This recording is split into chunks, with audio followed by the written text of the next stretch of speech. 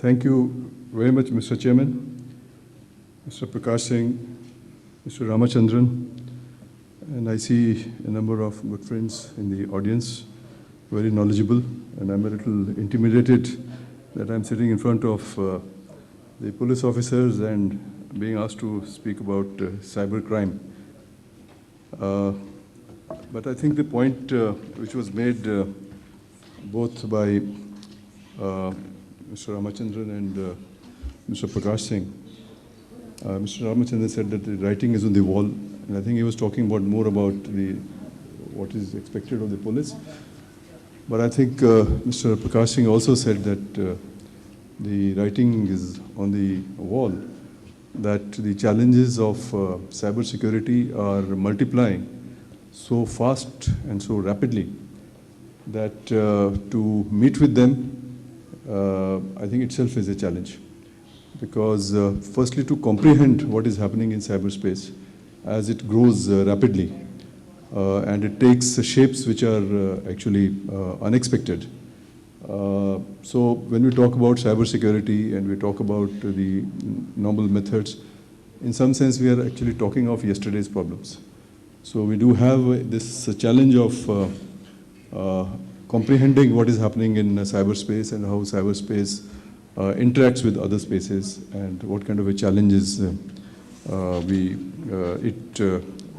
raises for us.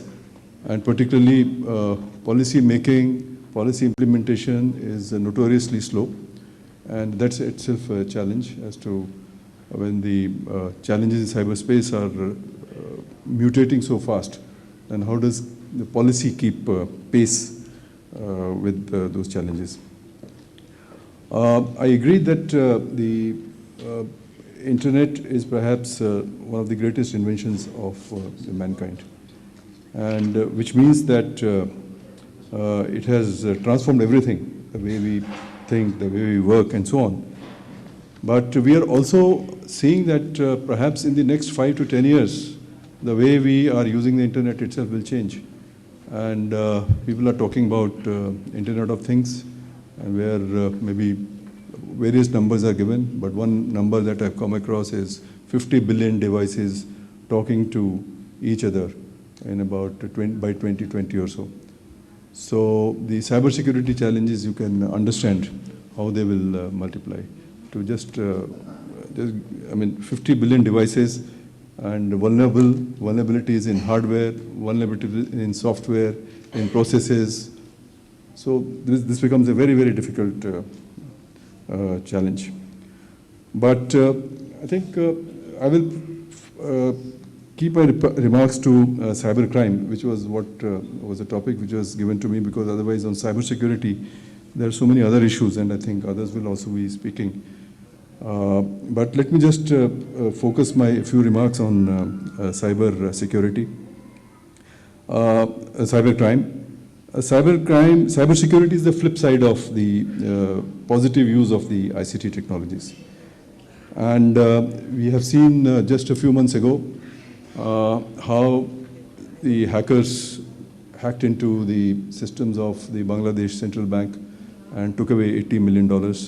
And these were all taken in the Philippines and went to casinos, etc. And in this process was involved networks going from Bangladesh to New York and so on. And the way they went in and so on, I think required a very high degree of sophistication and perhaps also some insider job. But that has shaken up the banking industry everywhere, the government everywhere, and we have also had been thinking about it, and some work is being done as to how to look at the security of our banking networks and so on. And that is just one example. It was lucky that $80 million and it stopped there, but it could have been $1 billion. I think that was the original plan. Now, this is just an example of just a few months ago. And there are many, many such examples that one can talk about. So this is one aspect of cybercrime. Vulnerabilities of national critical infrastructure, despite the US best efforts to have, they have the technology, they have the people, they have the cyber R&D, they have everything. And yet they acknowledge openly that their infrastructures, the critical infrastructures are vulnerable. and they are being hacked by foreign powers almost on a daily basis. Millions of hackings take place every year. And the issue has become so serious that they are beginning to talk to countries like Russia and China. And it's almost like in the nuclear field. We used to say that there would be some agreements amongst people not to use, the nuclear bombs against each other, etc. Something like similar agreements are now being talked about, that the countries will refrain from using and attacking the critical infrastructure of the other countries. So there is also a search for cyber norms, which is going on, confidence building measures in cyberspace. In fact, the debate in the cyberspace today, international debate, is very similar to the kind of debate which used to take place on the nuclear side about a few decades ago. So that is the scale of the problem, and that is the seriousness of the problem. Terrorists, of course, are exploiting cyber space with impunity. And the recent revelations show that the Islamic State is adept at it, and they are the ones who have been using computer-savvy terrorists and experts to polish up their propaganda, to radicalize, to recruit, and plan, and so on and so forth. In fact, today we have another very big issue, and that issue is the use of the dark web, or the dark net, or the deep web, which is, by various estimates, is supposed to be about 500 times bigger than the surface web. And these are essentially out of reach for the normal search engines. And this is where most of the terrorists today have gone. And this is where most of them are selling drugs, selling arms, and doing all kinds of businesses. And they are paying for this through highly into encrypted currencies, through virtual currencies, or bitcoins, as they call. And today, the abilities of the agencies to get into the dark web, to actually hunt these people down, track these people down, is extremely limited, or virtually non-existent in most countries. Even the US, the NSA, which is the primary agency in the world, which has so many resources, spends billions of dollars on this kind of research, they have come out with some tools and some methods, etc., but they will obviously keep it to themselves. But I think they also are not finding it very easy. Of course, some information has come out, and let's say that they have used some of these tools into the dark web and so on, and tried to, and have been able to nab about 300 Islamic State terrorists, 300 terrorists. So the use of the dark web is also a challenge, and that will require, essentially, at the heart of this is really encryption. If you do not have capabilities to encrypt and decrypt, and that is where the hardcore R&D comes in, you will always be dependent on somebody else for the tools and so on. And this becomes, encryption, decryption becomes like a strategic technology, which we have to have capabilities if India has to have those capacities to deal with these trends. As far as cybercrime is concerned, global cybercrime, which is like identity theft, phishing, hacking, those kind of things, ransomware, extortions, these kind of things account for nearly 80% of incidents in cyberspace. So it's not just the terrorists, but the normal crime that takes place, which affects each one of us. That's about 80% in cyberspace. And there is a shift in how the criminals are acting, and I said they're becoming more sophisticated, and I mentioned the use of dark web and those kind of technologies. Trends in India, I think, are we don't have really a clear picture, but what is emerging is that cybercrime incidents are increasing. According to CERT, about 150,000 attacks, general attacks, took place last year, roughly that much, but it is increasing. That number has gone up from virtually zero 10 years ago to 150,000. Now, how many of them are tracked, etc., is a different issue. The NCRB has reported increasing incidents of phishing, defacing of websites, breach of networks, virus attacks, identity threats, credit card frauds, etc. Indian law enforcement agencies are presently handicapped to deal with these rising tide of cybercrime. So what is required? I think Prakash Singh ji mentioned about some steps that have been taken, but these are essentially at the policy level. But I think that policy has to be implemented, and we really have to work towards, firstly, to deal with cybercrime, should have a strong legal framework, and that's not easy. And as we saw last year, the Supreme Court struck down Article 66A of the IT Act, and the issues of privacy, etc., came in the way. We also saw the uproar that took place in the media about the encryption policy last year. So I think law enforcement agencies are handicapped in many ways. That is one part. The second is that modernization of the police is very much the need of the hour.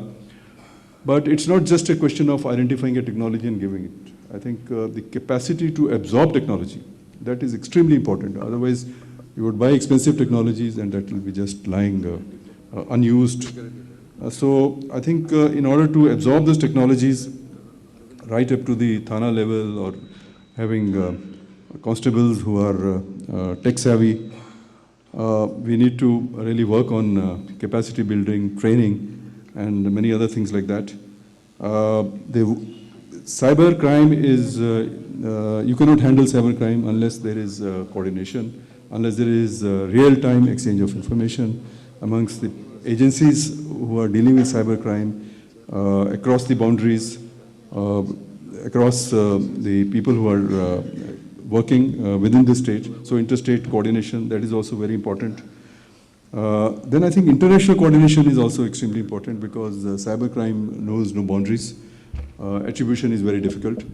And our present methods of seeking information through MLAT kind of arrangements, the Mutual Legal Assistance Treaty kind of, where you write a letter and then the reply comes maybe years later. Obviously, these are quite useless. So one has to think, the international community has to think what is the best way to deal with this issue of exchange of information. There's been this Budapest Convention on Cybercrime, European Convention. About 40 odd countries are members. We are not members, because essentially this means that you have to really open up your databases and your systems to another country, and so that information exchange takes place. But I think countries are very chary of this, wary of this, and there is a lot of discussion at the international fora, which is happening, but so far no solution to this problem. In our bilateral discussions with many countries, we have also raised this issue of information, because a lot of our data, most of data actually resides in servers abroad in the US and so on. And it's not very easy to get information for them, even if you request them, and even they say, yes, yes, we'll give you, but it doesn't happen. So cybercrime, international cooperation, I think, is a must. And a lot of energy at the international fora is being devoted as to how to improve this. Now, I mentioned about encryption and decryption capabilities. In order to build those capabilities, it's not easy. Firstly, the real R&D, cyber R&D, the people who have this, they are not going to share with you. And now the US is working on export control regimes as well, and they are perhaps going to restrict the transfer of these or export of such technologies. So we'll have to work on our own, and I think that's a big challenge, and we can discuss that later. The National Cybersecurity Policy of 2013, I think that was a good document, because it was a comprehensive document.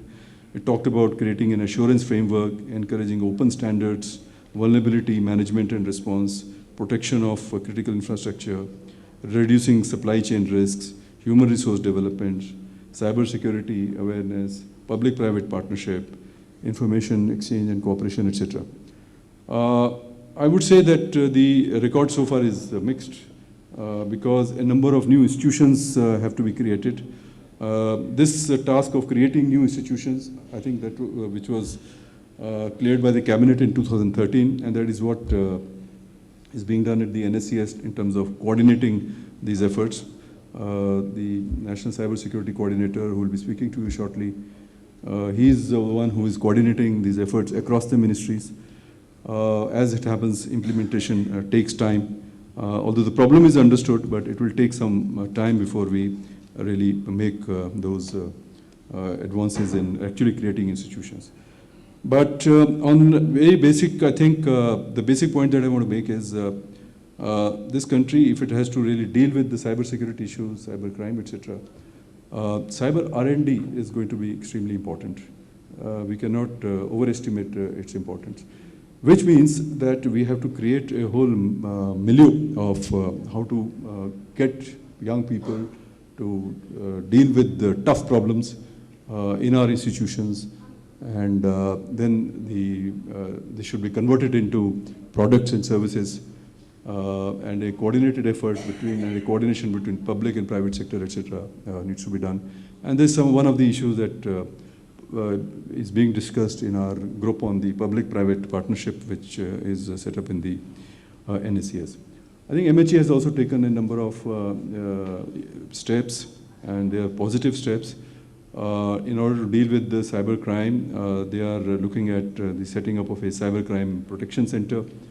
A concept has been made, and I think some DPR, etc., is being considered. They are also looking at, the government is also looking at a social media analytics center, which will bring together the feeds from social media and analyze. We need to build our capacities in big data analytics. Without that, we will not be able to draw patterns and draw conclusions. Then, of course, there has to be information exchange through various secure networks and so on. And Mr. Raghuram knows about this. There's some work has been done, and I think NatGrid, etc., is being revived now. But these are the solutions we talked about yesterday. So what about today and tomorrow? So that's something that we are looking at. I think I'll have to stop here because otherwise I'll overstep my time quite badly. So thank you very much.